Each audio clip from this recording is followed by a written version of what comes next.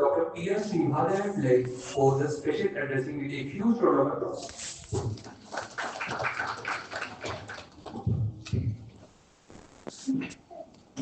വേദിയിലുള്ള ബഹുമാന്യ വ്യക്തിത്വങ്ങളെ, സദസ്സിലുള്ള പ്രിയപ്പെട്ട വിദ്യാർത്ഥികളെ, അവരുടെ രക്ഷിതാക്കളെ, നമ്മുടെ പ്രത്യേക ക്ഷണിതാവായിട്ട് കുറേ നേരമായിട്ട് പ്രസംഗിച്ചുകൊണ്ടിരിക്കുന്ന എൻ്റെ കൊച്ചു കൂട്ടുകാരൻ സ്വാഗതം.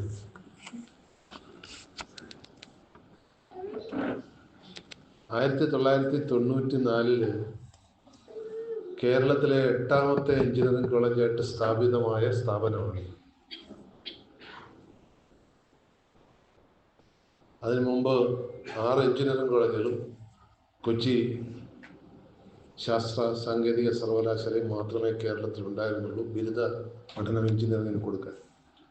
പക്ഷേ ഈ കോളേജ് സ്ഥാപിതമായി കഴിഞ്ഞൊരു 20 കൊല്ലം കൊണ്ട് കോളേജുകളുടെ എണ്ണം 20 ഇരട്ടിയായി എന്നുള്ളത്, എഞ്ചിനീയറിംഗ് കോളേജുകളുടെ എണ്ണം. പക്ഷെ അപ്പോഴും പൊലിമ നഷ്ടപ്പെടാതെ പിടിച്ചു നിൽക്കാൻ നമുക്ക് കഴിഞ്ഞു. അതിനുശേഷം 2021 ഇവിടെ MBA കോഴ്സ് ആരംഭിക്കുമ്പോൾ കേരളത്തിൽ ആദ്യമായിട്ട് സ്വാശ്രയ മേഖലയിലുള്ള ബിരുദാനന്തര ബിരുദ കോഴ്സായിരുന്നു. അതിപ്പോൾ 24ാമത്തെ വർഷത്തിലേക്ക് എത്തി നിൽക്കുകയാണ്. അപ്പോൾ പലതിലും നമ്മൾ ഒന്നാമതായിരുന്നു എന്ന് മാത്രമല്ല, ഇപ്പോൾ നിങ്ങൾ എത്തിപ്പെടുന്ന ക്യാമ്പസ് വിശാലമായൊരു ക്യാമ്പസാണ്. ഇവിടെ മുമ്പ് പ്രിൻസിപ്പൽ സൂചിപ്പിച്ച പോലെ 2400ഓളം വിദ്യാർത്ഥികൾ ഇപ്പോഴുണ്ട്. അത് ഇങ്ങനെയുള്ള രീതിയിൽ പോയാൽ കൂടി അത് 4000 അടുത്തേക്ക് എത്തും 3 വർഷം കഴിയുമ്പോഴേക്കും. പക്ഷേ പുതിയ കോഴ്സുകളും പുതിയ സംരംഭങ്ങളും ഒക്കെ തുടങ്ങിക്കഴിയുമ്പോൾ എൻ്റെ സങ്കല്പത്തിൽ ഒരു 10 വർഷം കഴിയുമ്പോഴേക്കും 10,000 കുട്ടികളുള്ള ഒരു വലിയ ക്യാമ്പസായി മാറും ഈ കോളേജ്. അതിനുള്ള എല്ലാ കഴിവുകളും സാധ്യതകളും അതിന് ശക്തമായ ഒരു മാനേജ്മെൻറ്റും അവരുടെ കൂടെ നിൽക്കാൻ കഴിവുള്ള അധ്യാപക അനധ്യാപക സമൂഹമൊക്കെ ഇവിടെയുണ്ട്. ഞാൻ ഒരുപാട് കോളേജുകളിൽ ജോലി ചെയ്തതിന് ശേഷമാണ് ഇവിടേക്ക് എത്തിയിരിക്കുന്നത്. സർവീസിൽ നിന്ന് റിട്ടയർ ചെയ്തിട്ട് വീണ്ടും സ്വാശ്രയ കോളേജുകളുണ്ടായിരുന്നു. അത് കഴിഞ്ഞിട്ടാണ് ഇവിടേക്ക് എത്തിയത്. അപ്പോൾ വിവിധ കോളേജുകളുടെ പ്രവർത്തന രീതികളെക്കുറിച്ച് കണ്ട് മനസ്സിലാക്കാനും അനുഭവിച്ചറിയാനും കഴിഞ്ഞതിൻ്റെ വെളിച്ചത്തിലാണ് ഇങ്ങനെ ഒരു അഭിപ്രായം പറഞ്ഞത്. അത് ഫലവത്താകട്ടെ എന്ന് തന്നെ വിശ്വസിക്കാം. വളരെ രസകരമായ ഒരു വസ്തുത, അടിസ്ഥാന ബിരുദ കോഴ്സ് ഇല്ലാതെ ബിരുദാനന്തര ബിരുദം മാത്രം തുടങ്ങിയ കോഴ്സ് ലോകത്തിൽ ഒന്നേ ഉള്ളൂ. അത് MBA ആണ്. BBA പിന്നെയാണ് തുടങ്ങിയത്. നിങ്ങൾക്ക് അറിയുമെന്നറിയില്ല. MBA തുടങ്ങി കുറേ കാലത്തിന് ശേഷമാണ് ലോകത്ത് തന്നെ BBA കോഴ്സുകൾ തുടങ്ങിയത്. ഇപ്പോൾ ലോകത്തെ ഏറ്റവും മഹത്തായ മാനേജ്മെൻറ്റ് ഇൻസ്റ്റിറ്റ്യൂട്ട് എന്ന് പറയുന്നത് HBS എന്ന് പറയുന്നത്, Harvard business schools. Harvard business സ്കൂളിൽ കേസ് സ്റ്റഡി മെത്തേഡിൽ ആദ്യമായിട്ട് മാനേജ്മെൻറ്റ് പഠനം നടത്തിയ സ്ഥാപനമാണ് HBS. ഈ കേസ് സ്റ്റഡി മെത്തേഡ് എന്ന് പറഞ്ഞാൽ വെറുതെ തത്വങ്ങളെ പഠിപ്പിക്കാതെ, അപ്പോൾ നിങ്ങൾക്കറിയാം എല്ലാ വിഷയങ്ങളിലും കുറേ തത്വങ്ങൾ പഠിക്കും. നിങ്ങൾ എക്കണോമിക്സ് പഠിക്കാൻ പോയി കഴിഞ്ഞാൽ ആദ്യം ആഡം സ്മിത്തിനെ പഠിപ്പിക്കും, പിന്നെ കെയ്നസിനെ പഠിപ്പിക്കും. അങ്ങനെ പഠിപ്പിച്ച് മോസ്റ്റ് മോഡേൺ ഇക്കണോമിക്സ് വരെ, ഡെവലപ്മെൻറ്റൽ ഇക്കണോമിക്സ് വരെ, അമർത്യ സെൻ വരെ നിങ്ങളെ പഠിപ്പിച്ചു എന്ന് വരും. പക്ഷേ മാനേജ്മെൻറ്റ് പഠനം അങ്ങനെയല്ല ലോകത്തുണ്ടായത്. പോസ്റ്റ് ഗ്രാജുവേറ്റ് ലെവലിലാണ് ആദ്യം പഠിപ്പിച്ചുകൊണ്ടിരുന്നത്. അപ്പോൾ അതിൻ്റെ പിതാവ് ആരാണെന്നിപ്പോൾ സംശയിക്കേണ്ടിയിരിക്കുന്നത്. കാരണം അതിൻ്റെ എവല്യൂഷൻ, അതിൻ്റെ പരിണാമത്തിൽ ഇക്കണോമിക്സിൽ നിന്നാണ് മാനേജ്മെൻറ്റ് സബ്ജക്ട്സ് പരിണമിച്ചുണ്ടായത്. പക്ഷേ പരിണമിച്ച് വന്നപ്പം അതിൻ്റെ ബാന്ധവം കൂടാൻ ഒരുപാട് പേരെത്തി. പിന്നെ ഏറ്റവും കൂടുതൽ എഞ്ചിനീയറിംഗ് മേഖലയാണ് അതിനെ സ്വായത്തമാക്കിയത്. എന്ന് മാത്രമല്ല, 1.5 നൂറ്റാണ്ട് മുമ്പ് അമേരിക്കയിൽ ഒരു വർക്ക്ഷോപ്പ് എഞ്ചിനീയർ ഉണ്ടായിരുന്നു.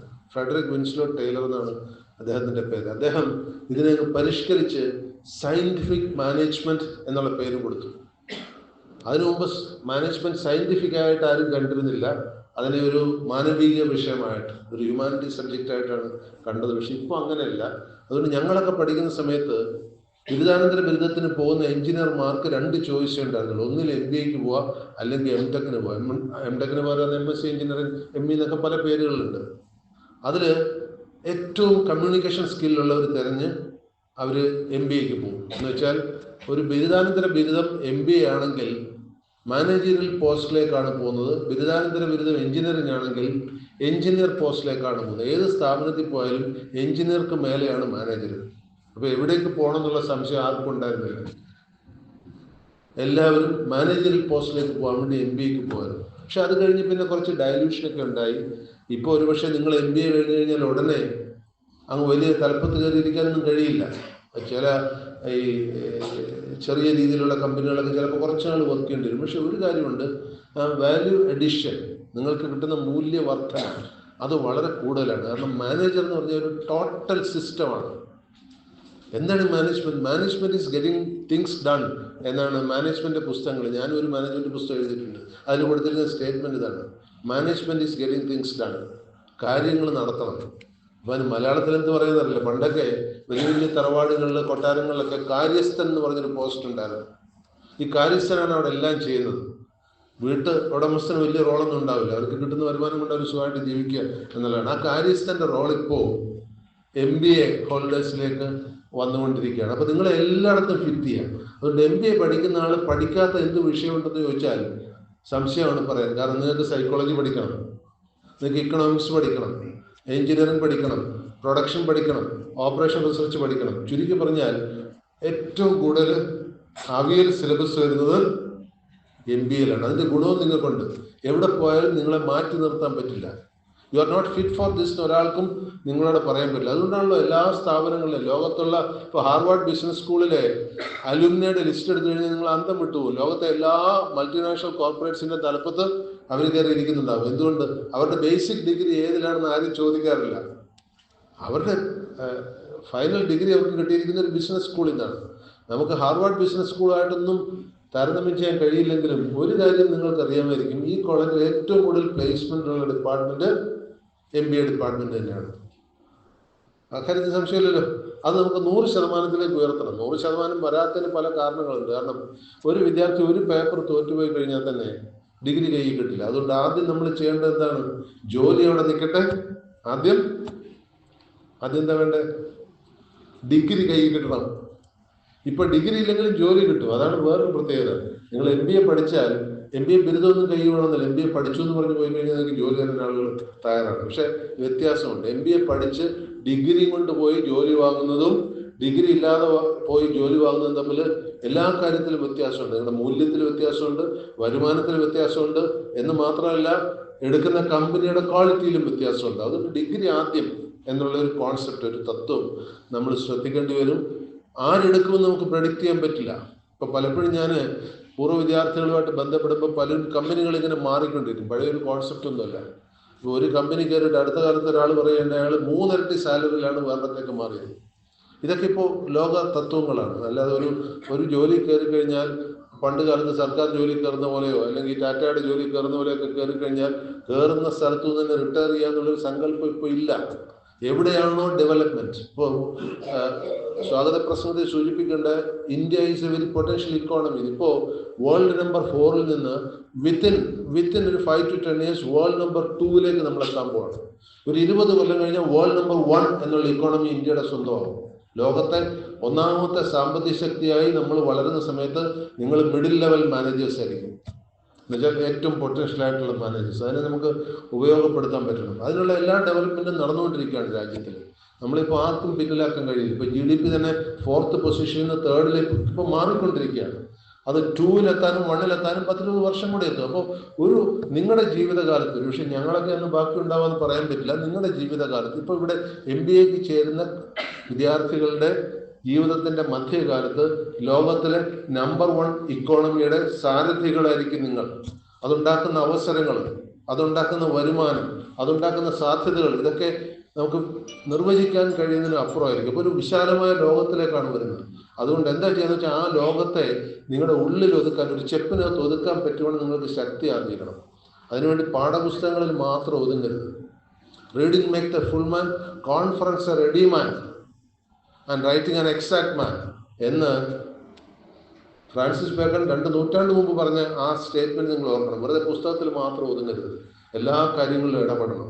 ഒരു കാര്യത്തിൽ ഇടപെട്ടാൽ മാത്രമേ അത് പഠിക്കാൻ പറ്റുള്ളൂ. അല്ലാതെ പുസ്തകം വായിച്ചുകൊണ്ട് മാത്രം എന്ത് കാര്യം കോളേജിൽ നടന്നാലും അതിൽ നിങ്ങളുടെ ഒരു കോൺട്രിബ്യൂഷൻ ഉണ്ടാകണം. അപ്പോൾ ഞാൻ പലപ്പോഴും ശ്രീ ജാബിർ മൂസയോട് പറയാറുണ്ട്, കോളേജിൽ എന്ത് പ്രോഗ്രാം ഉണ്ടെങ്കിലും അതിന് നേതൃത്വം കൊടുക്കുന്നത് MBA ഡിപ്പാർട്ട്മെൻറ്റാണ്. എന്ന് മാത്രമല്ല, നിങ്ങൾ നല്ല കോട്ടും സൂട്ടും ഒക്കെ ഇട്ട് ആ പ്രോഗ്രാമിന് നേതൃത്വം കൊടുക്കാൻ വരുമ്പോൾ അതിനൊരു പ്രത്യേക അഴകാണ്. ഞാൻ അടുത്ത കാലത്ത് ഒരു നാഷണൽ കോൺഫറൻസിന് വേണ്ടി ഒരു സ്ഥാപനത്തിൽ പോയപ്പോൾ ഒരു കോട്ടും സൂട്ടും ഇട്ടെന്ന് എന്നൊരു ചെറുപ്പക്കാരൻ ഓടി വന്ന്, sir where you want to go എന്ന് ചോദിച്ചിട്ട് എൻ്റെ അടുക്കലേക്ക് ഓടി വന്നു. അപ്പം ഞാൻ പറഞ്ഞു, I have come for the conference, please come sir എന്ന് പറഞ്ഞ് എൻ്റെ കൂടെ അയാൾ അക്കമ്പനി ചെയ്ത് എന്നെ കൊണ്ടുപോയി ആദ്യം കാപ്പി കുടിപ്പിച്ചു. അത് കഴിഞ്ഞിട്ട് കാപ്പി കുടിച്ചതിന് ശേഷം സാർ ടോയ്ലറ്റിൽ പോകണം എന്ന് പറഞ്ഞ് ടോയ്ലറ്റ് കാണിച്ചു തന്നു. അതിനുശേഷം സാർ കൊണ്ട് go back to the auditorium right എന്ന് പറഞ്ഞ് എന്നെ ഓഡിറ്റോറിയത്തിൽ കൊണ്ടിരുത്തി കഴിഞ്ഞപ്പോൾ ഞാൻ അയാളോട് ഒരു ചോദ്യം ചോദിച്ചു, what are you doing here എന്ന് ചോദിച്ചു. കാരണം കണ്ടാൽ സ്റ്റുഡൻ്റ് ആണോ സ്റ്റാഫാണോ എന്നൊരു സംശയം തോന്നി. മീശയും താടിയൊക്കെ ഉണ്ട്, വെൽ ഡ്രസ്ഡ് വിത്ത് കോട്ടൺ. പറഞ്ഞു, sir I M second year MBA student. അപ്പോൾ ഞാൻ അപ്പോൾ തന്നെ പറഞ്ഞു, കുഡോസ് ടു യുവർ ടീച്ചേഴ്സ്. മനസ്സിലാകുന്നുണ്ടോ? അവരെ ആ നിലയിലേക്ക് കൊണ്ടുവന്ന ടീച്ചേഴ്സിന് ഒരു കയ്യടി കൊടുക്കാൻ, അത് കൊടുക്കണം.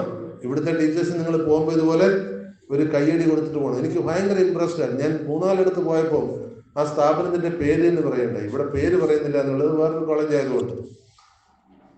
അത്രമാത്രം കരിസ്മാറ്റിക് ആയിട്ട് കാര്യങ്ങൾ ചെയ്യാൻ MBA കഴിയുന്ന കുട്ടികൾക്ക് കഴിയണം. നിങ്ങൾ മറ്റുള്ളവരുമായിട്ട് ഇക്വേറ്റ് ചെയ്യരുത്. പല സ്ഥാപനങ്ങളിൽ MBA സ്റ്റുഡൻസിന് ആദ്യം കൊടുക്കുന്ന ഒരു ലെസൺ എന്താണെന്നറിയോ? ഈ വെണ്ണ കടയുമ്പോൾ വെള്ളം മേളിൽ കിടക്കും, വെള്ളം താഴെ ആയിരിക്കും. നിങ്ങൾ ഈ തൈരെടുത്തിട്ട് വെണ്ണ കടയില്ലേ, അതുകൊണ്ട് നിങ്ങൾ എപ്പോഴും വെണ്ണയായിട്ടിരിക്കണം, ഈ വെള്ളമായിട്ട് മുങ്ങിപ്പോരുത്. Be the butter in the butter milk, not the water. അത് കഴിയണം MBA സ്റ്റുഡൻസിന്. അത് കഴിഞ്ഞാൽ നിങ്ങളെ ആർക്കും തോൽപ്പിക്കാൻ പറ്റില്ല. പ്രത്യേകിച്ചും ഇവിടെയൊക്കെയുള്ള പഠന സാഹചര്യങ്ങളിൽ നിന്ന് പോകുന്നവർ ലോകത്തിൻ്റെ ഏത് ഭാഗത്ത് പോയാലും അവർ ടോപ്പ് പൊസിഷൻസിലാണ്. ഇനി അതല്ല നിങ്ങൾക്ക് സ്വന്തമായിട്ടൊരു ബിസിനസ്സിലേക്കാണ് പോകേണ്ടത് എന്ന് തോന്നുകയാണെങ്കിൽ അതിനും പറ്റിയ ഒരു വിളനിലമായിട്ട് ഈ സ്ഥാപനത്തിലെ പഠനകാലത്തിൽ ഉപയോഗിക്കണം. അപ്പം നിങ്ങൾ ഇത് കഴിഞ്ഞിട്ട് എന്തൊക്കെ ചെയ്യാൻ ഉദ്ദേശിക്കുന്നോ അതിലേക്ക് ഒരു മിനിയേച്ചർ, പഠനകാര്യമാണെങ്കിലും ശരി ബിസിനസ് ആണെങ്കിലും ശരി, നമ്മളൊരു ബിസിനസ് ഇൻക്യുബേറ്റർ ഇവിടെ ഉദ്ദേശിക്കുന്നുണ്ട്. നമ്മളൊരു ഇൻഡസ്ട്രിയൽ പാർക്ക് കോളേജിൻ്റെ ഭാഗമായിട്ട് ഉദ്ദേശിക്കുന്നുണ്ട്. അതിൽ ബിസിനസ് ഇൻക്യുബേറ്റേഴ്സ് ഉണ്ടാകും. നിങ്ങൾക്ക് നിങ്ങളുടെ ബിസിനസ് അവിടെ തുടങ്ങാം. എന്നിട്ട് ഇത്ര വളർന്നു കഴിയുമ്പോൾ പുറത്തേക്ക് പോയി അത് നല്ല രീതിയിൽ ടേക്കപ്പ് ചെയ്യാൻ കഴിയും. അപ്പോൾ അതിനുള്ള എല്ലാ പരിശീലനവും സിദ്ധിച്ച് കഴിവുള്ള മാനേജർമാരായിട്ട് പുറത്തേക്ക് ഇറങ്ങാൻ നിങ്ങൾക്ക് കഴിയട്ടെ എന്ന് ഞാൻ ആശംസിക്കുകയാണ്. ഞാൻ കൂടുതൽ നീട്ടുന്നില്ല, കാരണം ഇത് കഴിഞ്ഞിട്ട് എൻ്റെ ഒരു സെഷൻ വേറെ ഉണ്ടെന്ന് തോന്നുന്നല്ലേ അവർക്ക്. അവർ എന്താ ടോപ്പിക് വെച്ചിരിക്കുന്നത്? 21st അല്ലേ? അതൊരു ഞാനും അത്യാവശ്യം മാനേജ്മെന്റ് ഒക്കെ പഠിച്ചിട്ടുള്ള ആളാണ്, എഞ്ചിനീയറിംഗ് ബാക്ക്ഗ്രൗണ്ട് ആണെങ്കിലും. അതുകൊണ്ട് നിങ്ങളുടെ HOD എന്നോട് ഒരു സെഷൻ എടുക്കണം എന്ന് പറഞ്ഞാൽ അത് ഞാൻ വിശദമായിട്ട് അന്ന് പറഞ്ഞുകൊള്ളാം.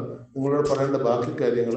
വന്നിരിക്കുന്ന രക്ഷിതാക്കളെ കണ്ടപ്പോൾ എനിക്ക് വളരെ സന്തോഷമുണ്ട്. കാരണം സാറിന് അതിലിപ്പോൾ BTech അഡ്മിഷൻ തന്നെ രക്ഷിതാക്കൾ വളരെ സങ്കോചത്തോടുകൂടി വരും. ഞങ്ങളെന്തിനാ വരുന്നത്? കുട്ടികളും പറയും നിങ്ങളൊന്നും പറയണ്ട, ഞങ്ങൾ പോയിക്കോളാം. അപ്പോൾ MBA സ്റ്റുഡൻസിൻ്റെ കൂടെ പേരൻസ് വരുമ്പോൾ ആ സ്റ്റുഡൻസ് വന്ന വഴി മറക്കാത്തവരാണെന്നുള്ളൊരു ഇൻഡിക്കേഷനാണ്. പേരൻസിന് നിങ്ങളൂടെ വരൂ എന്ന് പറഞ്ഞ് കൂട്ടിക്കൊണ്ട് വരാനുള്ള മനസ്ഥിതിയുള്ളവർ. അത് നിങ്ങൾക്ക് ഗുണമേ ചെയ്യുള്ളൂ. കാരണം നമുക്ക് പലതും പഴയ തലമുറയിൽ നിന്ന് പഠിക്കാനുണ്ട്. നമുക്ക് സാങ്കേതിക വിദ്യകൾ ഒരു പക്ഷേ അവരെ പഠിപ്പിക്കേണ്ടി വരും, പക്ഷേ മാനവിക കാര്യങ്ങൾ നമ്മൾ അവരിൽ നിന്ന് പഠിക്കേണ്ടി വരും. അതൊരു പിന്തുടർച്ചയാണ്. ആ പിന്തുടർച്ച നിങ്ങളുടെ രക്ഷിതാക്കളുടെ ഇന്റർവെൻഷനിൽ കൂടി വേണം ഉണ്ടാകാൻ. അതുകൊണ്ട് രക്ഷിതാവിനെ ഉപേക്ഷിച്ച് മറന്ന് ജീവിക്കുന്ന കുട്ടികൾക്ക് അവരുടെ ഒരു ഭാഗം നഷ്ടപ്പെട്ടു പോവുകയാണ്. അത് അവരുടെ ജീവിതത്തിലും പ്രതിഫലിക്കും. അത് ആ നന്മ നിങ്ങൾക്ക് നിങ്ങളുടെ കൂടെ ഉണ്ടാകട്ടെ എന്ന് ആശംസിച്ചുകൊണ്ട് ഞാൻ നിർത്തുന്നു. എല്ലാവർക്കും നന്ദി, നമസ്കാരം. പിന്നെ എൻ്റെ റൂമിൻ്റെ തൊട്ടടുത്ത് തന്നെയാണ്. അത് നിങ്ങൾ കുട്ടികൾക്ക് എന്തെങ്കിലും സാങ്കേതിക കാര്യങ്ങളോ അല്ലെങ്കിൽ മാനേജ്മെന്റ് വിഷയങ്ങളോ ഒക്കെ എന്നെ കൺസൾട്ട് ചെയ്തതിന് തകരാറില്ല.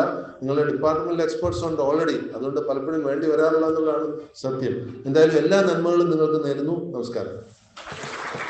Thank you, sir.